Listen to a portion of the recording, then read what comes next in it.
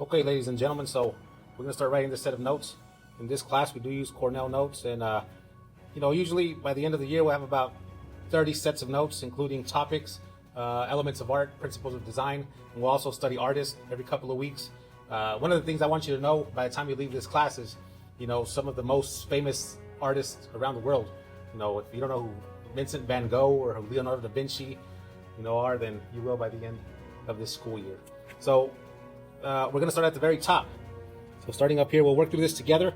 And for today, I did have to make a video because my document camera has gone missing and they're just trying to replace it now. So usually I put these under the document camera, or we have a PowerPoint, we follow along. But for the first couple of times, we'll go through our notes together. So for today, the topic is lettering. You put your name. I'm going to use the name Bobby, which I never go by that, but then you put your class and your period, call it art / and then you put your class period right there. The date, and if you're a B day, art 1, it'll be the next day, right? The essential question, we're gonna ask, what are some ways to help my letters look consistent?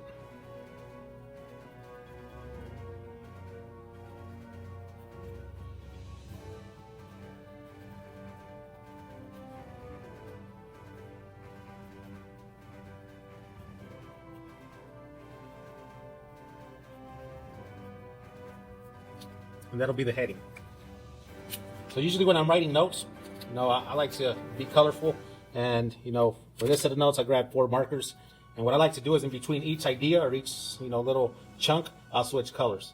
So we're doing this set of notes today, lettering, because here in a minute we're going to make a name tag that hopefully in the next couple times we meet I can start learning your names. And it usually takes me the first month of school to get your names down, and hopefully that'll help me. But I need you to make these name tags with some very legible names. I don't want it to be all, cursive or some funky looking letters that I can't read. So this is one way that lettering will help. And also in the next couple of days, we'll make an art portfolio where you'll keep all your artwork throughout the year, and you'll be able to draw, anything you want on your portfolio. We'll take one class period to do a drawing on that. This is something that I think is very valuable, learning how to do letters. So let's see. We'll start with, when you're making, what we're talking about is making bubble or block letters. Making bubble or block letters.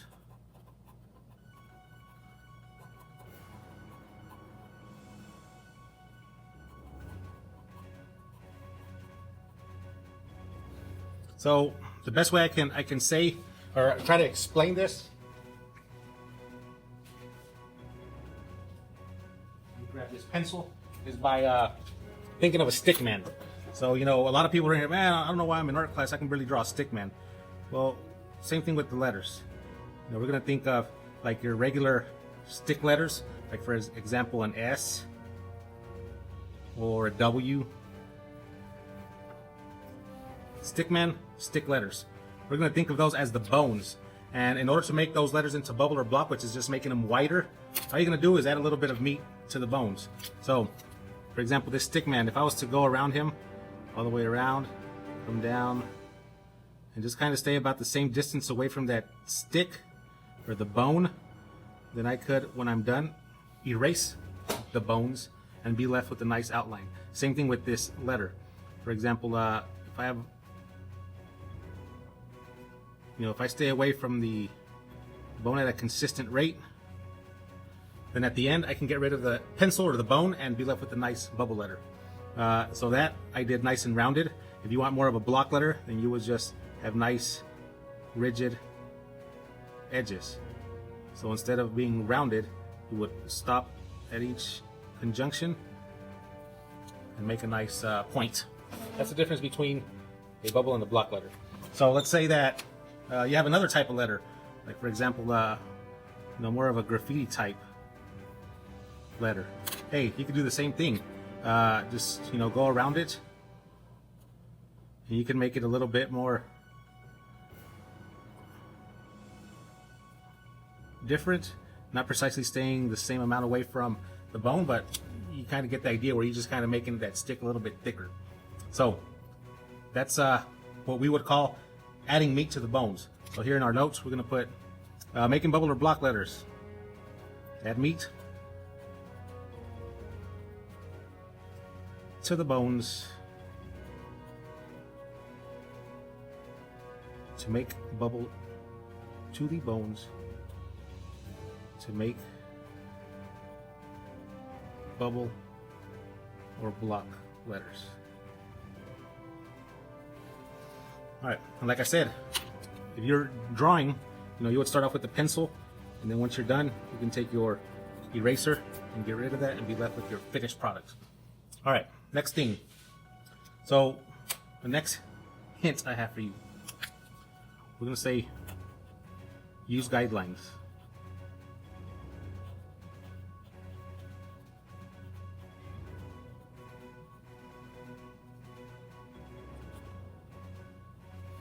Now, you probably remember these guidelines when you were like in kindergarten or whenever you started learning how to write the alphabet. They had these lines that you would follow, and they might look something like kind of like a road, dark edge, and then like a hyphenated middle, right? You would have those, and then when you first started, you would have like some help where the teacher would be like, all right guys, we're gonna practice doing our alphabet. What you have to do is start at the dot and trace the letter, and then you would start, and little at a time you got better and better. By the time you knew it, you were a pro. You were using these guidelines to do your alphabet, and you were making some wonderful, great letters. That helped you kind of know where the top, know where the middle, know where the bottom to make these letters was. So same thing that we can do whenever we're drawing letters. The thing is, you don't have to just follow like a straight across guideline. You can have guidelines that have a certain shape to them. Maybe something like this. Maybe something like that. They can be all kinds of different shapes.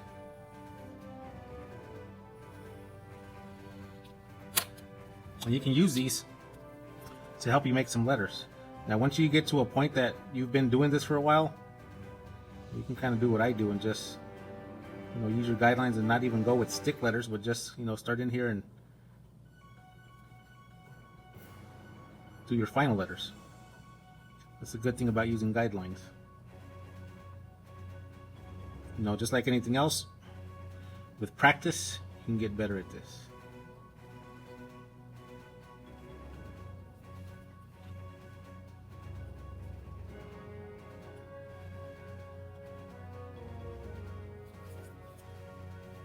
So, the shape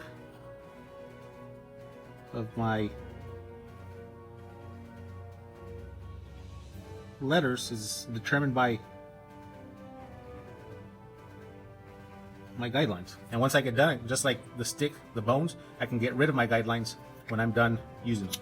And because of that, just another little hint, remember to make your guidelines light.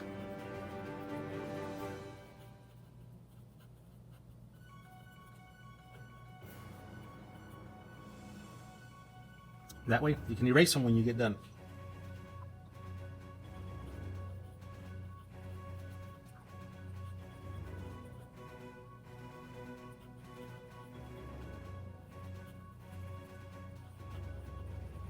All right, so that's that. Bubble letters, guidelines, some things to help you with lettering. All right, the last thing I want to go over is 3D letters.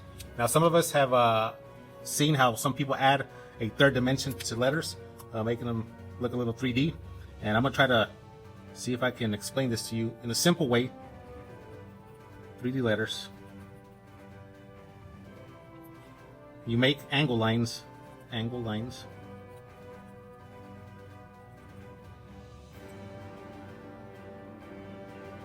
Same direction.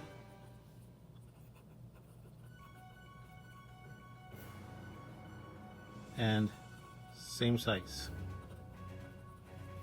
All right, so I'm going to draw this. I'll start with an M, a nice block letter.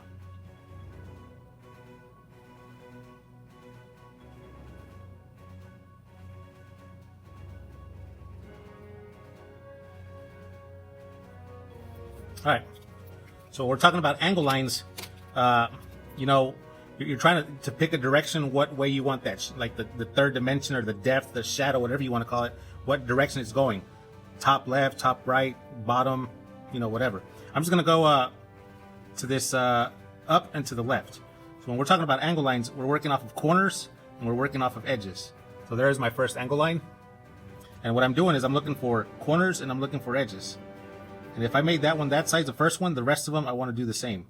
Going along the edge, all I'm going to do is go around this letter and make lines in this direction. Like, oh, I have a corner there. I'll try to match it. Up, corner, corner. I'm just going around my entire letter to make these angle lines. And like I said, I'm trying my best to match this original one that I did.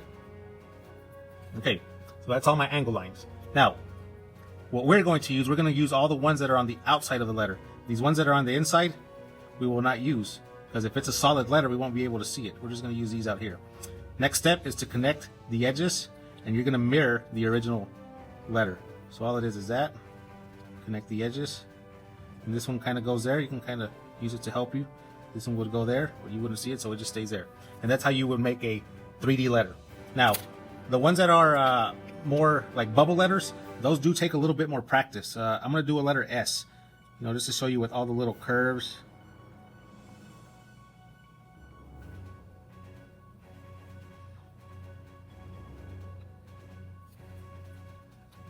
The curves and the rounded edges. So for this one, I'm going to go kind of in this direction.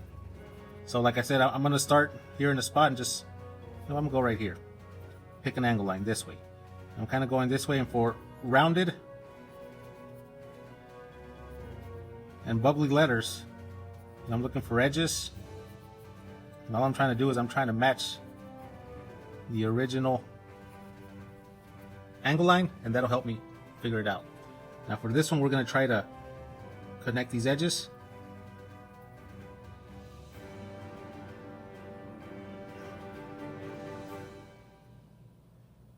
And follow the original.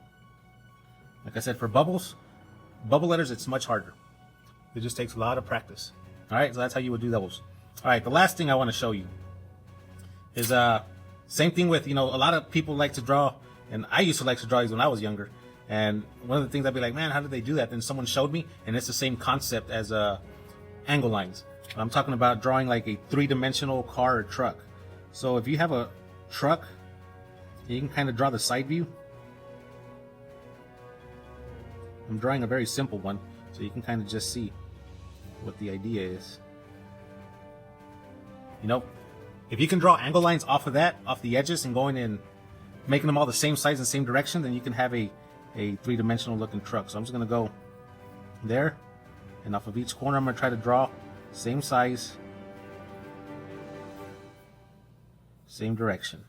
And once I have them all I'm going to do is try to mirror this, which if you drew them the same size and direction, you would just have to connect the edges. And that's how you would do a 3D truck. And same thing with this. If you follow this angle, you can actually do that with the tires also. And that would be my truck, right? So now that we have this information, we can draw some nice legible letters. Next time we meet, we're going to learn and talk about how to fill in the questions, how to fill in the summary at the bottom. Like I said, in this class, we do take notes. The first couple of times we'll go through them together, and hopefully in a couple of weeks you'll know how to do these if you don't know how to do them already. So, all right, I'm going to stop the video now, and then I'll play you the one about how to make the name tags.